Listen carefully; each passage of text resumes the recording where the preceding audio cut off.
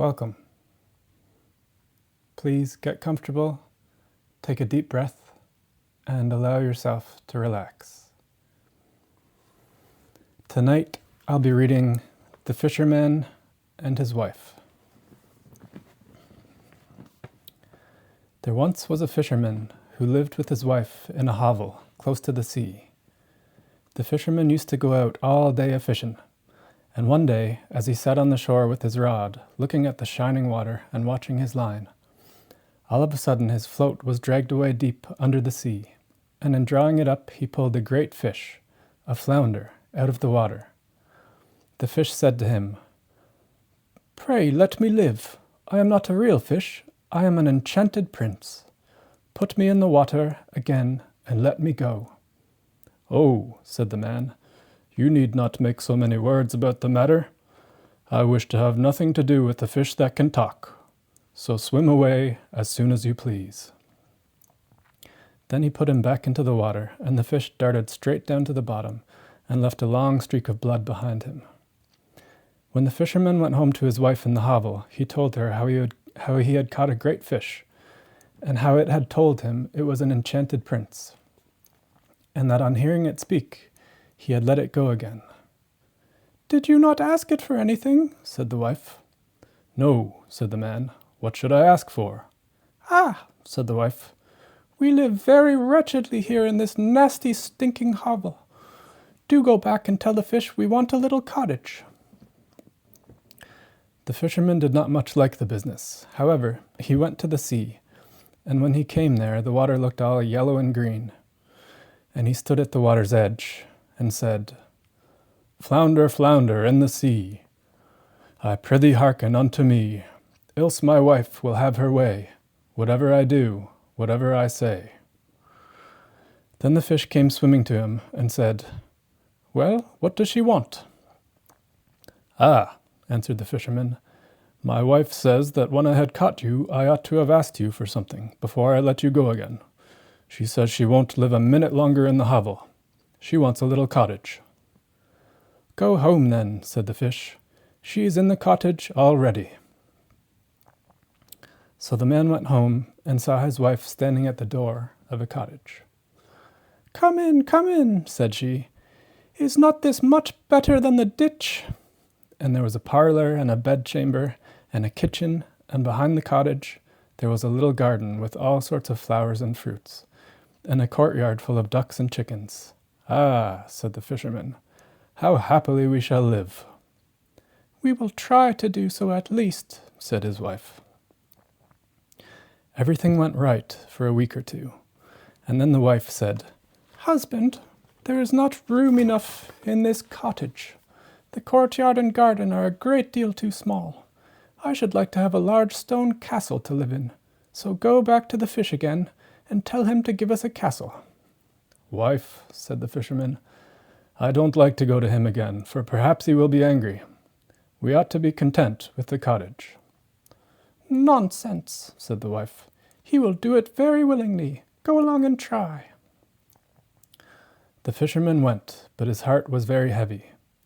And when he came to the sea, it looked blue and gloomy, though it was quite calm.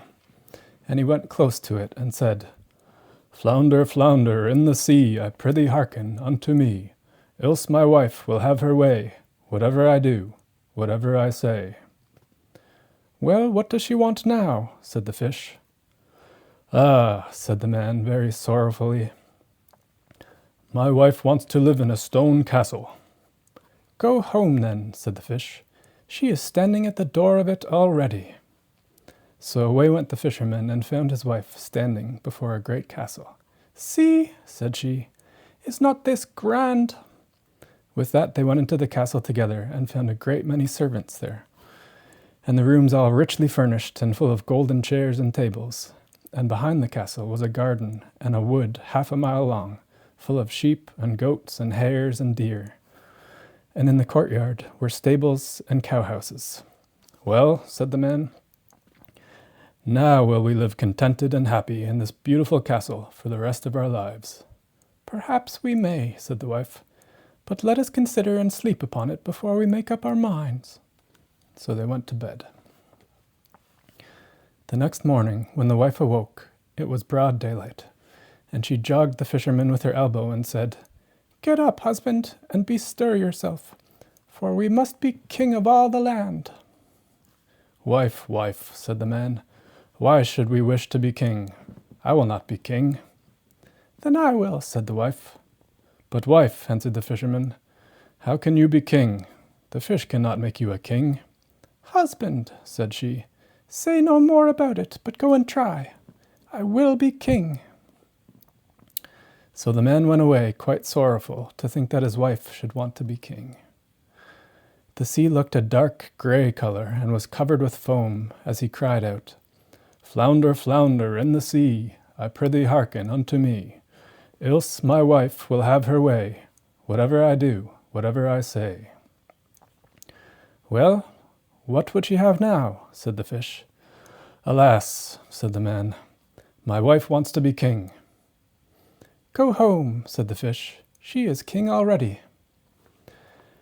Then the fisherman went home, and as he came close to the palace he saw a troop of soldiers and heard the sound of drums and trumpets, and when he entered in, he saw his wife sitting on a high throne of gold and diamonds, with a golden crown upon her head, and on each side of her stood 6 beautiful maidens, each a head taller than the other. "Well, wife," said the fisherman, "are you king?" "Yes," said she, "I am king." And when he had looked at her for a long time, he said, "Ah, wife, what a fine thing it is to be king. Now we shall never have anything more to wish for." "I don't know how that may be," said she. Never is a long time. I am king, 'tis true, but I begin to be tired of it, and I think I should like to be emperor." "Alas, wife, why should you wish to be emperor?" said the fisherman. "Husband," said she, "go to the fish. I say I will be emperor." "Ah, wife," replied the fisherman, "the fish cannot make an emperor, and I should not like to ask for such a thing." "I am king," said the wife, "and you are my slave, so go directly." So the fisherman was obliged to go, and he muttered as he went along, "This will come to no good. It is too much of an ask.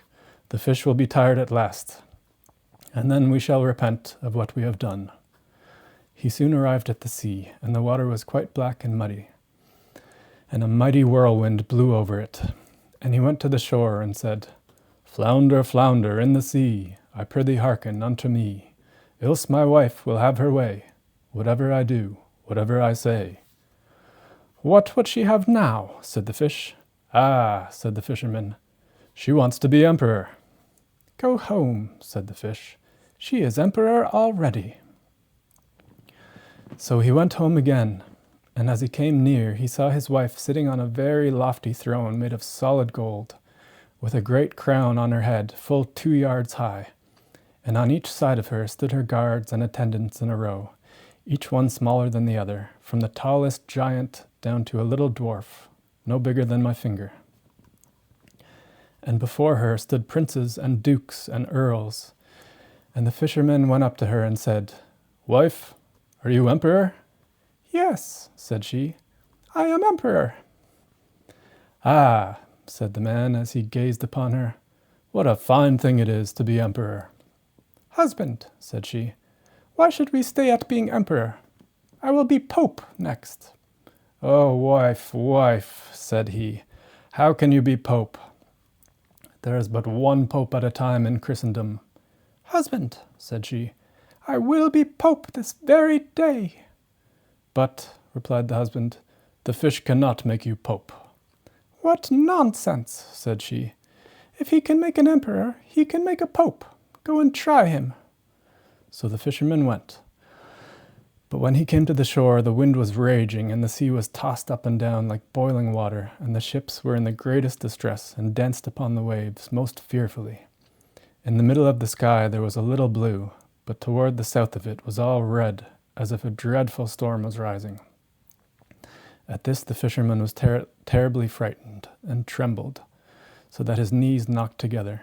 But he went to the shore, and said, "Flounder, flounder in the sea, I prithee hearken unto me, else my wife will have her way, whatever I do, whatever I say."